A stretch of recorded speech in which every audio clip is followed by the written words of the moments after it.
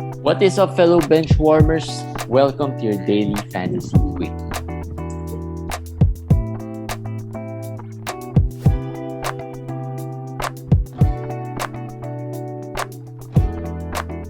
Hey guys, it's a Sunday and welcome to another quickie, your daily fantasy habit. Of course, with me, JJT, and with our commish Eric. Yes, guys. Hi. Not too many games today. But I guess let's start off with probably the biggest story of a lot of frustrated managers. We've talked about him a lot of times. We've talked about this guy because he's been, playing bad.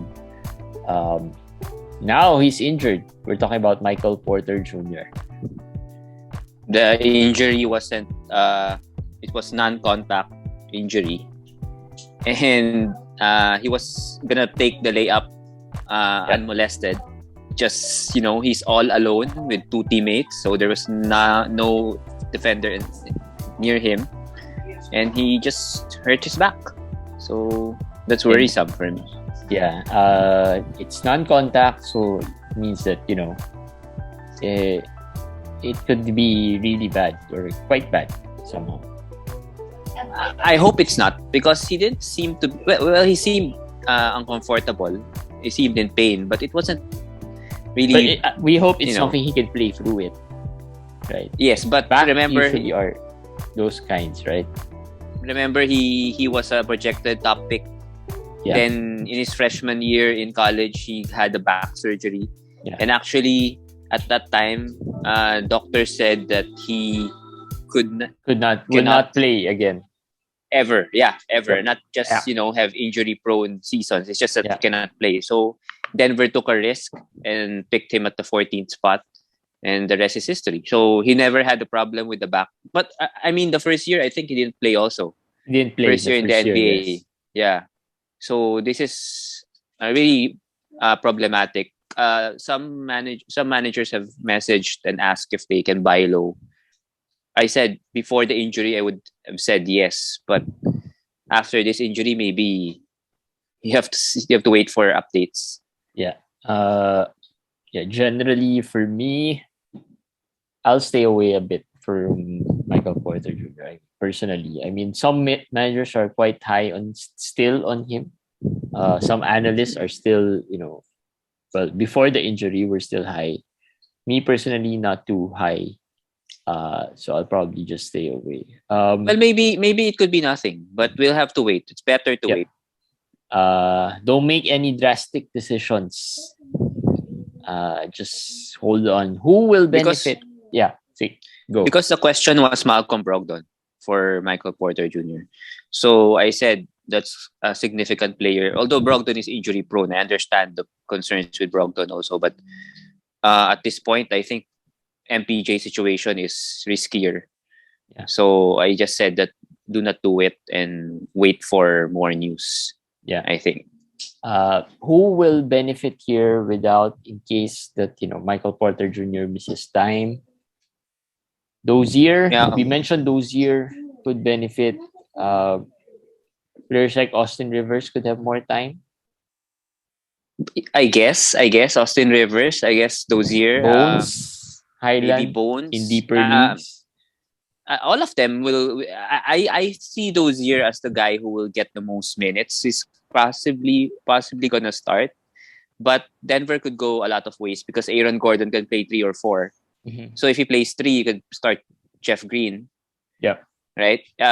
Will Barton can play 2 or 3. So if you put Will Barton at the 3 spot, then you start Austin Rivers, or and if you start Austin Rivers, you get Bones Highland minutes. Yeah. So I think the minutes will just trickle down to everybody.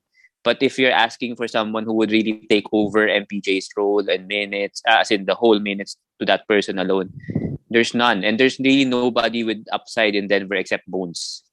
Yeah. Except Bones. And I don't think Bones will be the priority of Michael Malone. I think it's PJ Dozier. And PJ, maybe in a 16-18 team league, you can bet on him. But in 14-team, 12-team league, even without MPJ, I'm not that high on PJ Dozier. I think the most would Will Barton's value would Yeah. somehow move up without. He played well today, so Mm-hmm. most likely his value would still move up in that direction. And of course, the constant here is Jokic, Jokic. whose assist rate has gone a little lower than the usual. Any concerns This there? none. Even if his assist goes a little bit down, he compensates with the other stats. He's too far ahead for the number one spot in fantasy, so let's not overthink it anymore with Jokic. And he's playing with more terrible teammates. Let's put it that way. MPJ can't make any shots, and he's the only guy really Yep. who he's depending on. So now he's gone. And another player I'm gonna talk about is Aaron Gordon. I'm not a fan of Aaron Gordon, but without MPJ, I'm sure Aaron Gordon will have great counting stats. Yeah, and the usage would of course be higher. Yeah. So I have three guys there: Aaron Gordon, PJ Dozier, and then Jeff Green. Jeff Green is sneaky good. Yep. If they decide to go big and then play Jeff Green, I think he can be a Todd Young type. Not as good as Todd, but a value similar. Yeah, threes points, some blocks here and there, rebounding. He can rebound.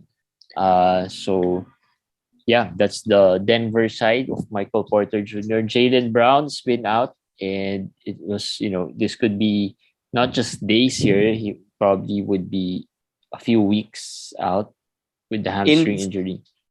For context, that was an interview with his coach, and the coach said that they don't know yet really what kind of what grade the strain is of his hamstring, whether it's grade 1, grade 2. He said usually these things take 1 week or 2 weeks. So that's where the reports came from. And then the reporters just said he's going to be out 2 weeks. So it could just be 1 week, but it could be even more than 2 weeks. So it could go either way. And tomorrow we'll find out. Yeah. Tomorrow we'll find out. Yeah, but of course, obviously you probably won't do much with Jaylen Brown. Just hold on to him, put him in your IL or your IL plus. Hopefully he gets that injured tag earlier than but for sure he's gonna be out for the whole week 4. Yeah, he's gonna be out for the whole week. Expect him to be out for the whole week. Yes. DeAndre Ayton also out today. He played the last game. He was out 2 games before. Is it it's the same leg for you? A little bit because he played it already, right? He played relatively well, yeah. Yes. And then he woke up and said that it's sore. So usually things like that, it's either maybe he aggravated it during the game he played, or it's just not yet healed properly. So for me, Ayton is kind of a durable player anyway. So I'll wait. I'll see. Yeah. If there's something to it. In case you're looking for players who can. Oh, by the way, Jaylen Brown's injury, who would benefit? Schroeder maybe. Schroeder for sure. Yeah. Or Marcus Smart. Well, Jaylen has missed 2 games or 3 games already this season, and Marcus Smart has not done much in those games. It seems like his ceiling is really where it is right now. What he's doing, he's not gonna do more. I think Dennis Schroeder would be the guy because they would need they need offense, and maybe Josh, but expect Josh to be have good games here and there, but not consistent. Yeah. I wanted Romeo Langford, but he's also out with, I think, illness also. I'm not too sure. It's also illness. Yeah. But he's the guy who I think has some potential in case Jaylen will be out for some time. So just watch, or maybe Grant Williams would have more, playing time or usage, right? Because he's had possible, some good early start. Right. So those players you keep an eye on. Of course, the priority would be Schroeder and maybe Josh Richardson. But yes, personally, I don't think they're really, unless you have someone there who's really not performing. I don't think these are.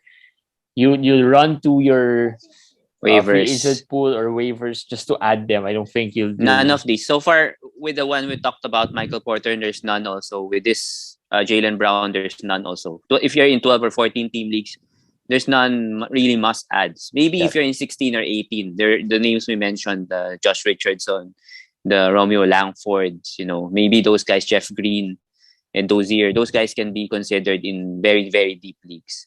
Or streamers in shallower leagues. DeAndre Ayton, of course, the beneficiary would probably be JaVale, but he doesn't really play much. I think JaVale is not playing more than 20 minutes a game with or without Ayton. Yeah, 16 or 17 at most. So it's more of a timeshare between him and Frank Kaminsky. Frank has been good. Frank has been good so far. The 2 games. He's always had good stretch of good games. Yeah, the games that Ayton has missed, Frank has been performing. Yeah. But I cannot recommend you to add him yet because we don't know what Ayton will do. And Frank has history like this where he's super hot for 2 to 3 games. Last year he had the game he had a stretch like this. And then if you add him, yes, he's gonna they scale down the minutes again, or he's not gonna play well. I think this, if you want a more safer, more predictable choice, JaVale could be a good streamer. If you need some rebounds, blocks, and even some good field goal, if you need to bring up your field goal percentages, he can be your guy. He can score what? Last time he played less than 20 minutes, scored around 18 points. 7 out of 10, I think. I streamed him for a game and got those numbers around 40. He did have blocks the other day, but yeah. Today 6 points, 5 rebounds. The game when Ayton played, he had I think 11 points and 5 rebounds. So I don't think that McGee is really being affected by Ayton's presence or absence. Yeah. So it's really Kaminsky. Yeah. Lastly, on the injury reports, Matisse Thybulle, just when he is getting hot with those stocks, goes down under COVID protocols. I think there's a little outbreak there in Philly. It's 3 players now, so yep, it looks like it's not a little anymore. That's substantial for me. 3 out of 15 players are COVID positive. Yeah. That's 20%. So it's 20% already. So, and we talked about players you can add here. Korkmaz, who played well. I think he had 7 threes today. He was I think 9. Isn't 9? 7. I think 7. Oh, 7. Okay. I have him in a couple of leagues. And then Niang played not as good as the first game, but he had I think 2 or 3 3-pointers. That's all you could ask for someone you just picked up. Who else? Shake Milton. Yeah, he started again today, and again another good game. He outplayed Tyrese Maxey today. Although Maxey played 41 minutes, it's still Maxey over Milton, but Milton is playing well. Shake Milton is playing well, but the guy I'm really interested is Paul Reed. I mentioned this last today, night. yes. When I heard about Tybulle's injury, COVID situation, I said Paul Reed is someone to look out for. And he got 21 minutes only today. But if he gets 21 to 24 minutes, this guy in the Summer League, in the G League, he's a G League MVP. I think even last year, he's had some moments when Embiid was out. And, these were the guys that you towards the latter part of last season, I think his name was mentioned a few times. Stats wise, if you want to know what he can give you, he's really like a Thybulle, but with a big man guy, more of a big man than Thybulle. Thybulle is guard forward. This guy's a forward center, but the stats, steals, blocks, rebounds, basically those things he can do. He's a stat sheet stuffer, and he's not as good as Thybulle when it comes to stocks, but he can contribute other things. Unlike Thybulle, Thybulle are elite with the stocks, but does nothing else. Paul Reed can score, he can rebound a bit. So, keep an eye on that player. And must add, not yet. Not yet. I'll say if you read the for schedule analyzer, the Philly has a good schedule. Mhm. Philly has 4 games and 3 of those are in the quality game days. So if you want Paul Reed, I'm assuming Tybul, Tobias, and Will still Tybul be and out next week. will still be out. I'm not sure Yeah. about Danny Green though. Yeah, I'm not because sure it's about not Danny COVID. Green. It's not Danny Green's case is Yes, not really yes, COVID. yes. I think most likely Tobias would be out another week, right? I And think then so. probably Yes. he'll be back at around week 5, more or less. Hopefully. Hopefully, yeah, If that's our I, hope. That's already a 2-week absence for Tobias. Tybul though, probably week 6 or early week 7. if he's positive, I'm just assuming he's positive. They didn't Yeah, confirm he's positive. It could be just an exposure thing. I've But seen some Tybuls drop. I think because of I'll the pick that up. yeah, I'll me pick that too. up. Me I'll too. pick that up The if stocks there's guys any. are elite. So if you are really strong and wanted to really secure your stocks categories, he could be a game changer for you. Other buy players, we talked about some buy players. Royce O'Neal had 6 steals today or 5. 15 points and 6 steals. But the irritating part of that is he was questionable going to the game. So he was in the He waiver wires. wasn't really added as much. Yes, Royce yes. O'Neal is kind of similar to Dorian Finney-Smith, Dorian. maybe. He'll probably be added and dropped a lot of times. Similar to Dorian, similar to a little bit of Nick Batum last year. Well, this year is better because there's no Marcus Morris. But yeah, similar to Batum also. That kind of player who sometimes will just give you 4 points, right? Yeah. 3 points, Because 6 he can points. contribute anywhere. 3 cent right? steals. Yeah, 3 cent steals. And he can rebound, right?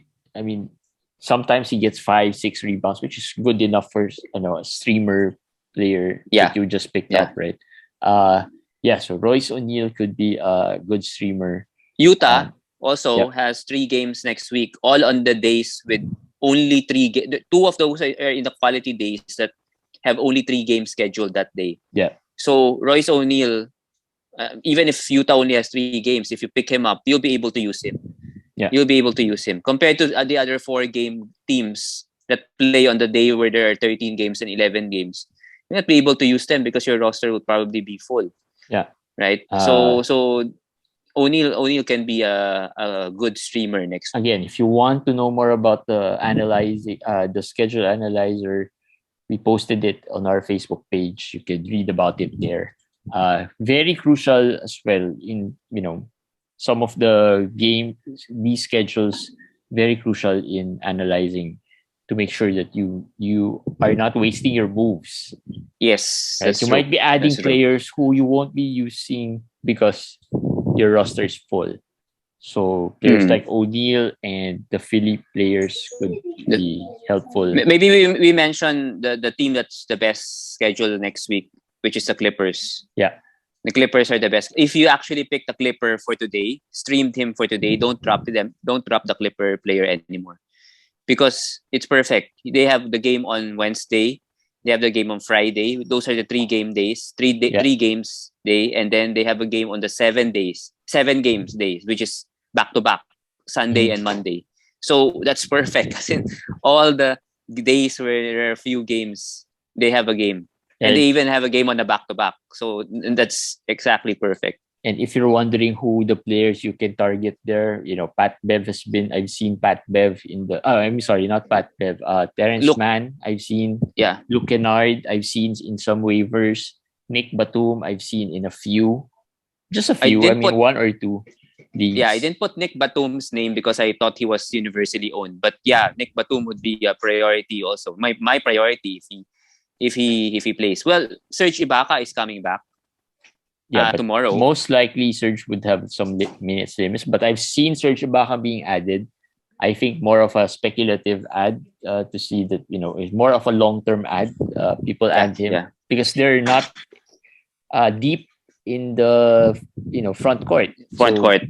He'll probably, if he's healthy, he's gonna contribute. We already forgot about Serge Ibaka. It seems like he hasn't really played for 2 years. But yeah, he should be helpful, especially in your blocks category and some scoring, of course. Hopefully he gets back to the Ibaka that we know. Um, Not gonna other happen. not gonna, Not gonna happen. another player who's coming back is Pascal Siakam, earlier than expected. Although he was downgraded, I've seen the Was notes. he? He was gone. Yeah, he was gone. Down. He was supposed to. He was expected to play tomorrow, I think, and Uh-huh. then later downgraded to probable. So we are still Oh, not sure. okay. But even if you have Pascal, I would suggest don't play him yet.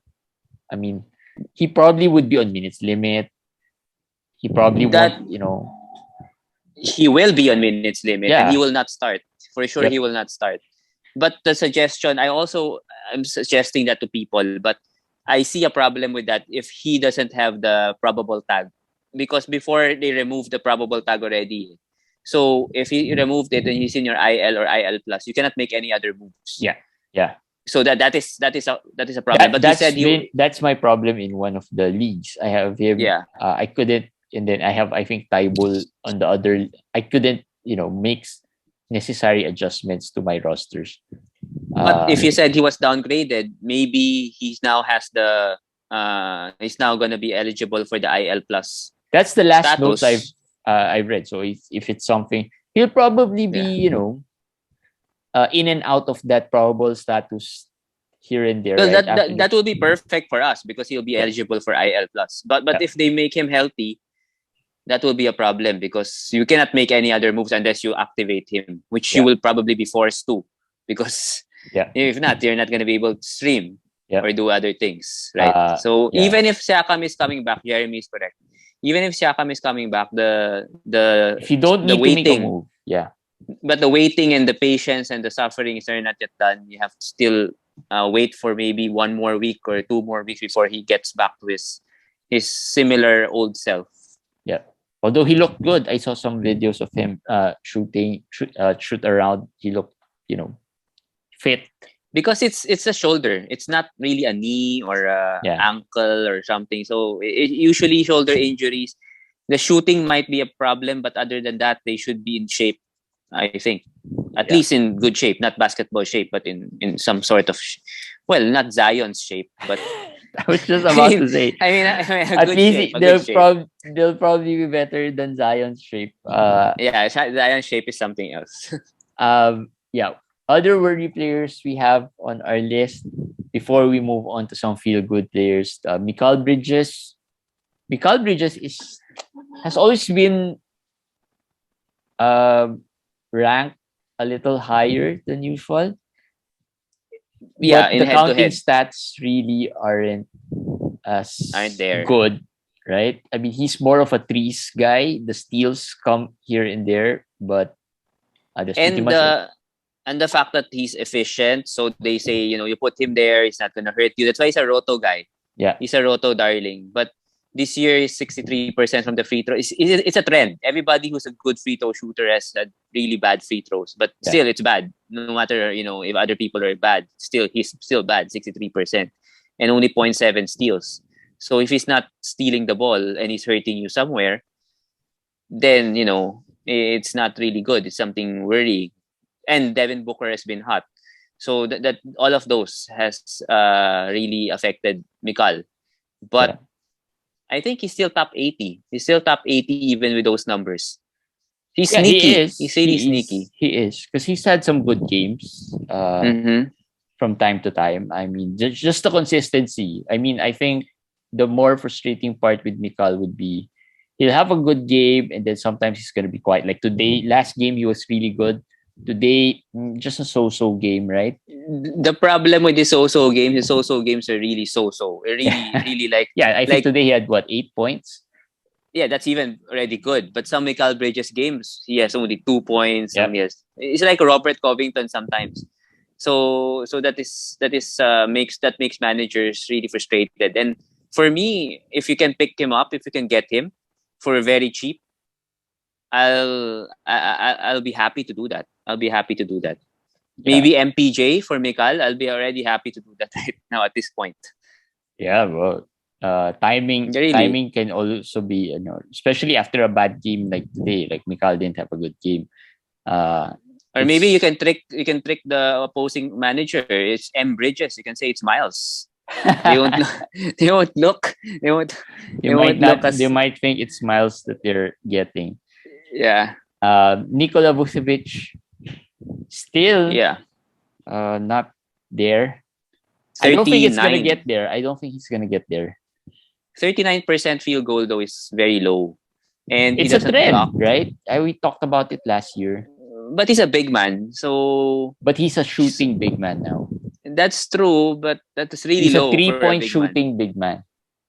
Yeah, I saw part of the game a while ago, and he took a lot of outside shots, and And they that was a weren't trend. falling. I mean, last year we talked about him during the fantasy playoffs. He killed a lot of managers on the field goal category during the last few weeks of the playoffs. But remember, he's a career 49 point something percent to 50% shooter. So he usually isn't this really bad, But and he was asked I about haven't it. watched Chicago game. Yeah, you were saying asked about. He wasn't asked about it. He was asked about it, and he said, he's not really worried about his usage because they were saying that that's what Billy Donovan wants him to do. I mean, Mhm. shoot from outside. I mean, Yeah. the role that's what's given to him, and that's not really how he was. I mean, he can shoot, but that's not what he was being told to do in Orlando, because in Orlando He's he was not a spot up posting. shooter, right? He'll Exactly, either post exactly. in Orlando. Yes. He'll post or he'll just get the ball from 3 and then just chuck it up there when he pleases, right? One thing good about these international players though, they don't really complain too much. I mean, the coach tells us to do this. I'm okay with it. We're winning. We're a strong team. I'm being paid. I'm okay. So that's good. That's good. If he's happy with his role, then that's one less concern for fantasy managers, right? But Yeah. Jeremy is not sure he's gonna get back there. I don't what think do he's you? gonna get second round value. Probably top 40, 50. Where's he at now? He's around 100 something as far as I know. He's far. But You'll be yeah, lucky if he gets top 50, I think. I think he will. He will 50. He will get to 50 because I think the low rankings is because of the 39%, which that will not stick. Even if he goes up to 43 and 44, that's a big deal already. He has the rebound still and the points, so the threes are still there. So I think he'll get the 50. The second round, I might agree with you there. He might not get to top 24 this year. Yeah. So maybe not the second round, or not even the top 30 if you're in a 14 team. Possibly like top 28. I mean, I still have hope for him in that range. Though I'm sure definitely below where you drafted him, because he's drafted early second round most of the time. So yeah, Nikola Vucevic a worry player. Most of the time though, he's healthy. Most of the time. I don't want to say things already because we jinx the player, but most of the time he's healthy. So that's something to consider and something to value also. Yeah. So well, there's that. Yeah, and of course the quickie won't end without talking about some feel-good players. Kyle Lowry finally had a good game. A triple-double, 0 turnovers. Just, And here's the thing with Miami. Ankle. I'm sorry? And coming off a sprained ankle, he was questionable. So that's really but here's what I noticed about Miami. They're really motivated to beat the top teams. They always play really well versus the top teams. Today they played Utah. They started off really, really well. Utah though is just a really good team as well. That's they came back a bit, but I think they still lost, right? Utah lost today. Utah lost, yes. Yeah. Utah lost. But it wasn't as bad as how they started, because they were down 10-15 I think early on. But that's how Miami is. But it's a good sign for Kyle Lowry owners.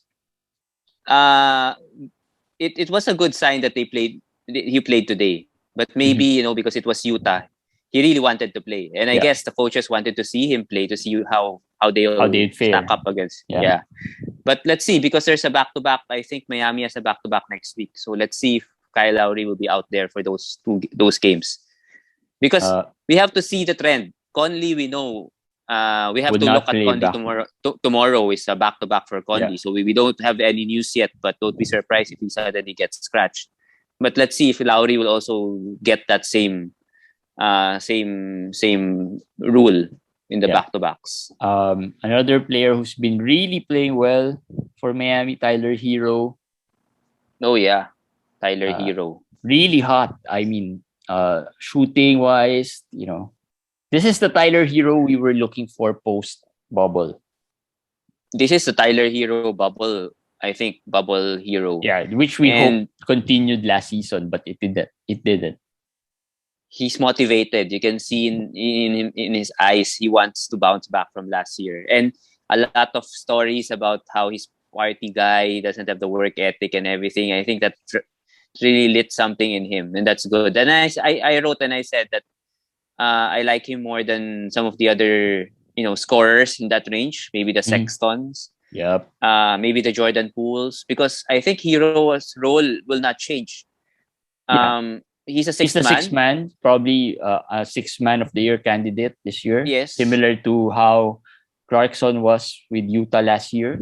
Mm-hmm. Good with it. I think there's really no clear-cut sixth man this year. And the good thing is, even if he doesn't have steals and doesn't shoot the ball that well yet, he's a good rebounder for a guard. And if he can give you like 3, 4, 5 assists per game, that should be okay. And he has done that this year. So yeah, I like him more than Poole. I like him more than Sexton. Even right now, I think I like him more than Nickeil Alexander-Walker at this point. Yeah. So if you need a scoring guard, he could be your guy more than Sexton or those. It's Sexton has been really trending down because of the usage. We talked about him in I think in the last quickie. And two players who played well today, Luka and Tatum. Just to say something about those two. Tatum, no Jalen. If he didn't play well today, I'd be really worried. I'll be really worried. But now I think the buy low is closed, because 2 weeks or 3 weeks or 1 week or whatever weeks without Jaylen Brown, Tatum will be scoring 30 plus points. He has to be that for Boston to have a chance. So that's sorry for those who were not able to catch Tatum. Luka, the game today, I think, is why, even if we say owners it's not, want him. Yeah. The thrill of owning Luka, right? I mean, the game today was perfect. A perfect situation. Yep. And Kristaps came back. And played well. So that's good. So you're happy. He came back. I'm happy, but I'm waiting for the next injury. I'm still trying to trade him. All right. Let's do a quick trade analysis for today, since we didn't do it in the past few cookies. Karl Anthony Towns for Jimmy Butler and Anthony Edwards. Karl Anthony Towns for Jimmy Butler and Anthony Edwards. I think that's an okay trade. I feel that's if the Karl Anthony Towns, the one who will give up Karl Anthony Towns, has good big men in his team, like 3 or 4 solid ones, that would be a good trade. Because Jimmy Butler, I think, as I said a lot of times, he's a first round guy this year. And Anthony Edwards, I have him in the top 40. So if you have, let's say the worst is 12, Butler is 12, Anthony Edwards is 40. I have Towns around 5. Around 5. So I think that's fair. It's fair. But trades like that. Okay, let's talk about trades like that for a bit. Because that's a first rounder. I know Jimmy could be a first rounder, probably a late first rounder in terms of final rankings, right? Who benefits more in those types of trades? Because you're giving up 2 players for 1, right? And we're talking about head-to-head. It's counting stats that really count, that really matters a lot. And in terms of maybe percentages, I think they'll probably cancel each other out because of Jimmy's good percentages. So who benefits more in terms of the these types of 2-for-1 trades? It depends on the size of the league. Maybe if it's a 12-team league, I would say the person who got Karl Anthony Towns can benefit only because I think there would be some good options on the wire. Maybe, especially if it's a 10-team league or 8-team. If it's a 14 or 16-team league, whoever gets Butler and Anthony Edwards for me will benefit. There's really no the general rule for me is who gets the better player wins. That's my general rule. But if you get the better player, but the next best player is just a little bit lower than the player that you got, the best player that you got, and then you got another solid, really solid player, that's a win. That's also a win. Because let's say if I say I'll give you Karl Anthony Towns, I'll get Karl Anthony Towns, I'll give you Tobias and maybe Jaren Jackson Jr. For me, who gets Karl Anthony Towns wins that one. Because the gap between Cat and the next player is really big. And those are the deals I do not want. Those are the deals that I do not want to do, and I don't think is good deals. But this one is good for the Butler. The guy will get Butler and Anthony Edwards because really, there's even a chance Jimmy Butler will finish higher than Karl Anthony Towns. Yep. If he stays healthy, the way he's playing, and if Lowry misses a game or two here and there, right? I mean, he's taking over without Lowry. And he's still consistent with Lowry, so he's gonna be there. And the durability of Jimmy Butler is also there. So yeah, that's how we talked about trades a lot. We've been talking about trades a lot in some of the group chats.